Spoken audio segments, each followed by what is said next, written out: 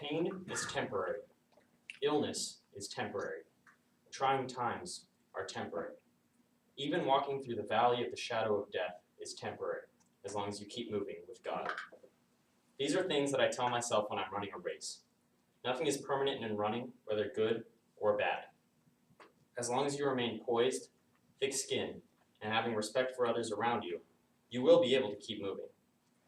But as soon as you question yourself, trying times are bound to become more trying. Freshman year of high school was a trying time. We were all a bit awkward, physically and socially, trying to fit into a clique. Needless to say, it was a difficult transition. During my freshman year of high school, I was eager to get my name out there and to jump right into things, so I decided to run for student council class president. It was an intense campaign. I was the underdog, and I was running against arguably the most popular girl in the class. I'm talking 1,000 Instagram followers by freshman year popular. After I won the election in an upset, I was excited. I was riding the wave of my victory, happy that everyone knew my name. Unfortunately, when it came to actual issues on the student council, we the freshman class officers were relatively irrelevant. But we were unbothered by this because we had so many other things on our plate, trying to figure out classes freshman year, sports, football games, and of course trying to figure out the social life as well. Come mid-October, just like right now in college, times were busy, busy, busy. In the wise words of Charles Dickens, it was the best of times, it was the worst of times. Our first homecoming week rolled around, and I dressed up in the theme every day and tried to get my classmates involved, which wasn't easy, especially the day we had to dress up in our class color because our class color was brown. It became even more difficult midway through the week when we the freshmen were told at a bonus student council meeting that we had to perform a skit at the annual night rally in front of the entire student body on the football field the next night. And on top of that, the skit had to be about Lord of the Flies of all things. We the freshmen had very little time, very little acting experience, and very little brains, which you just hate to see. 5 of my fellow freshman friends and I recruited a few rowdy kids to help us out with the skit. We attempted to relate the script as much to Lord of the Flies as possible, but mostly we just ended up adding a bunch of jokes at the expense of our teachers. The script, which we wrote in about a half hour and was about as artistically composed as an Adam Sandler movie, was somehow approved by our moderators. But little did we know that trying times were about to become far more trying. Life comes at you fast. That night, you could have blinked and missed it. We were scrambling the night of the night rally, trying to get people to be understandable because no one wanted to be in our precarious position. And we needed someone to play the role of Piggy. Now, if you've ever read Lord of the Flies, you know that Piggy is somewhat of a joke of a character, hence the name.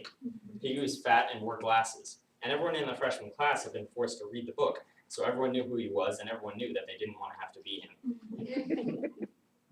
In Lord of the Flies, a group of boys is trapped on an island, and they eventually come to the point where they consider eating Piggy before he's killed by a falling boulder. So naturally, we had part of our skit where Piggy got beat up by the rest of us. With a maximum of 5 minutes to go before the start of the night rally, we found our man. A kid named Trey, who everybody liked, was willing to help us out. Not that we told him exactly what would be happening to him. The rally began, and it was a blur of action, tension, and confusion. By the time it was time for we the freshmen to get up and perform our skit, we were more terrified than a turkey in November. We stumbled over our words and lines, we drew more silence than laughter from the crowd, but when it came time to beat up Piggy, we knew exactly what we were doing. Poor Trey was surrounded and attacked by pillows and poorly choreographed punches. We pretended to eat him, closed the skit, and got out of there as quickly as possible. The audience didn't seem to have a clue what had happened, but we didn't seem to care. We the freshmen thought that we were in the clear. Unfortunately, life is a decidedly unclear thing. Just when we thought the trying times were over, life got worse before it got better. The next day, we were met with some harsh words.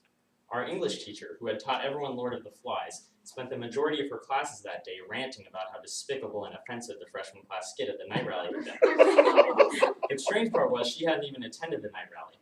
The group of us that had been in the skit were alienated and ostracized by several of our classmates, and we didn't have a clue what we had done wrong. It wasn't until that afternoon that I realized what all the drama was about. One of the fellow freshmen and I received a call slip to go to the dean's office. Now, if any of you have ever been in this position, receiving a call slip to go to the office of an authority figure without knowing what you did wrong or right, trying times indeed. It was like being deep in the valley of the shadow of death. What the dean told us was even worse than we had feared. She said that a group of people that had witnessed the freshman class skit at the night rally were deeply offended that a group of white freshmen had beaten up a black kid in front of the entire school and treated it as an entertaining joke. We were stunned. We hadn't even considered that our skit could have been seen that way. We knew that Trey we hadn't intentionally meant for him to be in the skit at all. He just stepped up to help us out. We also knew that the group of white freshmen, first of all, we weren't all white, and we also just happened to be the student council officers and those who had offered to help us. We knew that we weren't guilty of the racism with which we were accused, but we also knew that this could be a very difficult situation to explain. So my fellow freshman friend and I remained calm. We remained poised. We remained thick-skinned. We knew that the whole event would eventually blow over because we knew that trying times were temporary. Ultimately, we respected our dean and we apologized to all of those who had been affected by our foolish skit, including Trey. But from then on, whenever I was speaking in front of a crowd or on student council or even now in public speaking class, I know to respect my audience and to watch my words. I'll never forget that night, freshman year of high school, although I'm sure most people have forgiven and forgotten. Freshman year of high school was a trying time, but trying times are only temporary. Although sometimes life might come at you faster than a boulder fell on Piggy's head in Lord of the Flies, and sometimes things might get worse before they get better, it is vital to remember that pain is temporary, illness is temporary, and trying times are temporary.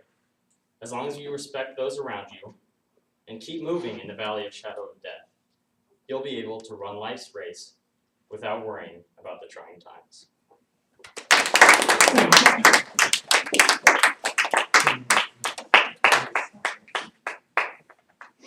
All righty.